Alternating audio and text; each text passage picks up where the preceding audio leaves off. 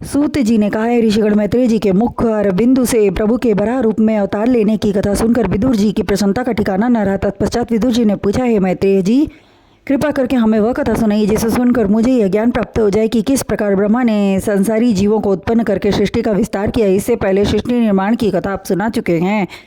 विदुर के वचन सुनकर मैत्रेय जी बोले, पृथ्वी को स्थिरता प्रदान कर पर ब्रह्म प्रभु ने एक साथ 24 तत्वों को प्रकट किया।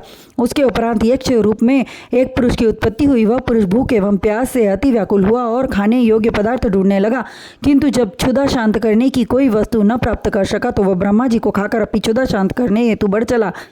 ब्रह्मा जी ने क्रोध करके उसे मना कर दिया। तब वह यक्ष कुपित हुआ और क्रोधावस्था में रक्ष नाम के एक राक्षस की उत्पत्ति की। उन दोनों को देखकर ब्रह्मा जी ने जीव उत्पत्ति बंद कर दी और विचार करने लगी कि मैंने प्रभु का स्मरण न करके यक्ष की उत्पत्ति की है, जिससे यह तमोगुणी हुआ। अतः मुझे स्वयं ही तमोगुणी शरीर त्याग कर सतोगुणी शरीर धारण करना चाहिए। अतः उन्होंने अपना शरीर त्याग दिया। यक्ष राक्षस भूख एवं प्यास से व्याकुल थे ही चिड़चिड़ाते हुए ब्रह्मा जी के मृत शरीर को खाने के लिए दौड़े। जो यह कहते हुए आए कि इसकी रक्षा मत करो वे राक्षस कहलाए, और जिन्होंने ऐसा करने से मना किया वे यक्ष कहलाए। तदुपरांत ब्रह्मा जी ने नवीन तन धारण कर अपने सतोगुण से देवताओं की रक्षा की तथा कमर के नीचे वाले भाग से असुरों की। तत्पश्चात उसने दूसरी बार अपने शरीर का त्याग किया।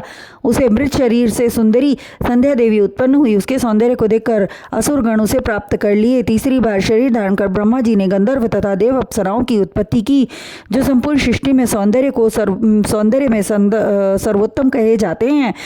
ब्रह्मा जी की नेत्र की ज्योति से ज्योत्सना अर्थात चंद्रिका प्रकट हुई। उसके उपरांत उन्होंने एक बार फिर शरीर त्याग किया, जिसे विश्ववासु गंधर्वों ने ग्रहण किया। तंद्रा एवं जमाई से भूत पिशाच बेताल को उत्पन्न करने के पश्चात अपने दिव्य तेज से पितरों एवं तिरोधन शक्ति से विद्याधरों की उत्पत्ति की। तत्पश्चात आराम करने के उद्देश्य से हाथ पैरों को फैलाकर लेट गए।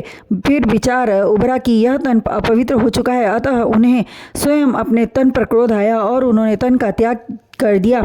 मृत शरीर हो जाने से बाल झड़ने लगे तथा शरीर में अकड़न आने के कारण उनके हाथ पैर सिकुड़ने लगे, जिससे काले विषधरों सांपों की उत्पत्ति हुई। फिर उन्होंने दूसरा तन धारण किया तो नवीन तन अति शुद्ध था, मनोभाव निर्मल थे, उत्तम विचारों की अभिभूति हुई, जिससे मनुष्यों की उत्पत्ति हुई। ब्रह्मा जी द्वारा मनुष्यों की उत्पत्ति देखकर देवता एवं गंधर्व सभी अत्यंत प्रसन्न हुए।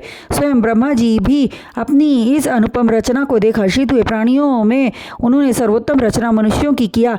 ब्रह्मा जी द्वारा प्राणियों के विभिन्न रूप, नंग, आकार, प्रकार, हाव भाव एवं विभिन्न योनियों की उत्पत्ति का वर्णन सुनकर विदुर जी बोले, हे विद्वान, यह आपने ब्रह्मा जी द्वारा प्राणियों की उत्पत्ति का वर्णन किया।